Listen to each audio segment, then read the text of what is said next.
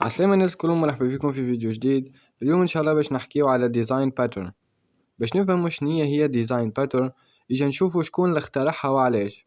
ديزاين باترن ما عملهاش شخص واحد، وانما من 4 مطورين نسميوهم Gang of Four، اللي كتبوا الكتاب المعروف اسمه Design Pattern Elements of Reusable Object Oriented Software. علاش عملوه بالضبط؟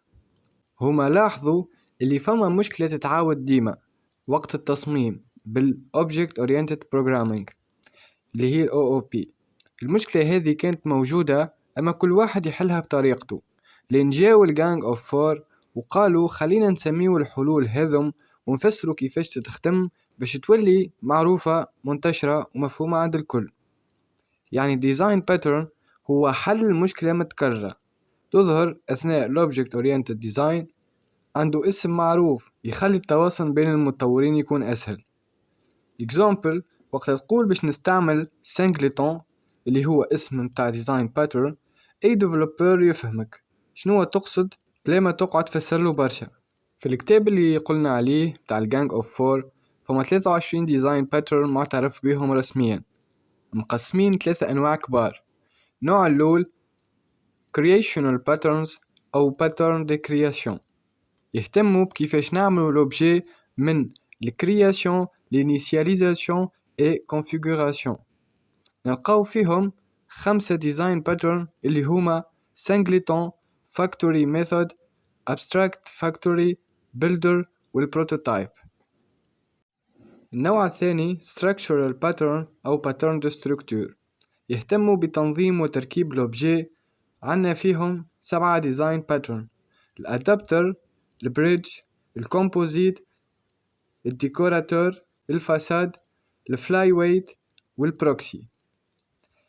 التيب الثالث اللي هو behavioral pattern أو pattern de comportement، يهتموا بكيفاش لوبجي يتعاملوا مع بعضهم. عنا فيهم 11 ديزاين باترن، مثلا l'observer والstrategy والإتيراتور. ملاحظة مهمة، 23 هذم هما أشهر وأكثر استعمالا، أما فما باترنز أخرين جو من بعد كيما الMVC، الMVVM والريبوزيتوري والdependency injection. كل ديزاين باترن من هذم يتقدم بتمبليت نسميوها كانفاس. شنية الكانفاس بتاع ديزاين باترن؟ الكانفاس فيه النيم، الاسم متاع الباترن كيما السانجليتون، فاكتوري وغيره، البروبليم المشكلة اللي تتعاود في الOOP. ثالثا السوليوشن هي الفكرة العامة للحل ومش الكود. consequence شنو الإيجابيات والسلبيات بتاع الديزاين باترن هذا.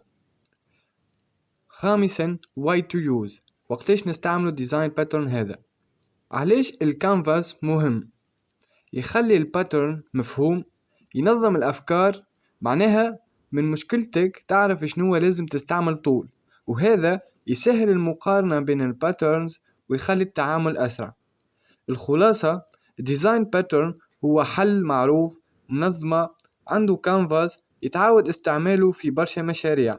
هوني وصلنا لآخر الفيديو، كان عندك أي سؤال خليه لنا في كومنتير.